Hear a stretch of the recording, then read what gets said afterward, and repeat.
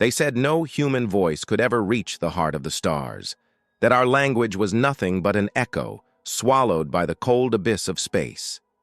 But then, one day with just one word and a single pulse, 10 galaxies fell silent. This is the story of the man who dared to speak that word. His name was Kael. He wasn't a warrior, not a general, not a scientist. He was a storyteller, a chronicler of voices and histories, chosen not for his strength, but for his ability to listen and to speak. By the time humanity expanded to the edge of the cosmos, they were no longer alone. Ancient civilizations, empires spanning billions of years, had already carved their dominion across the stars. To them, humanity was dangerous, unstable, unpredictable, a potential wildfire in the void. So the Council of 10 Galaxies was summoned. Their verdict seemed inevitable. Humanity must be erased before its restless fire could spread. In a hall the size of a dying star's last flare, voices of alien rulers thundered like storms. They spoke of fear, of control, of final judgment. Humanity's pleas were drowned in the noise, nothing more than the whimper of a fragile species before the hammer of destiny. But then Kael stood, alone, unarmed, facing powers older than time itself. He did not bring weapons. He carried only a word. He walked into the circle of light beneath the prism that refracted the energy of a galactic core. Kael placed a hand over his chest, closed his eyes, and listened. Not to the council, but to the steady rhythm of his heartbeat. Then he spoke. It was not peace. It was not love. It was something older, something deeper, a sound that no translator could render, a resonance that reached past language into the marrow of existence itself. The universe answered. A pulse spread outward, not of destruction but of silence. A wave of stillness rolled across the chamber, then through star systems, then into the void itself. For one infinite moment, the roars of 10 galaxies fell quiet. Every tongue, every mind, every living being felt it.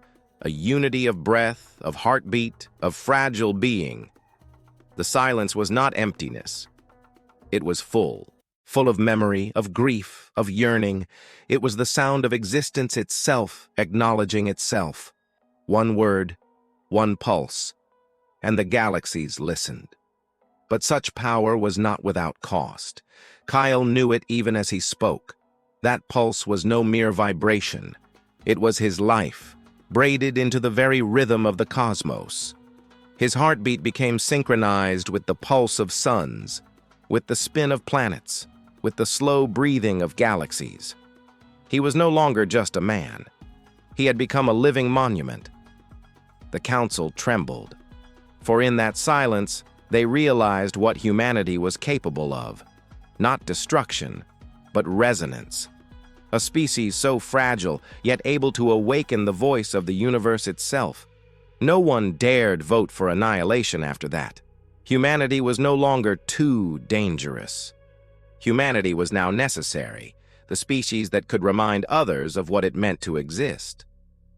Kael's body began to dissolve into light, fragments of him scattering like stardust. Yet his eyes remained fixed on a small, fragile planet far away, Earth. And with his last breath he smiled and whispered, "Now, you have heard us." Then Kael was gone, his essence woven into the eternal pulse. From that day, wars ceased.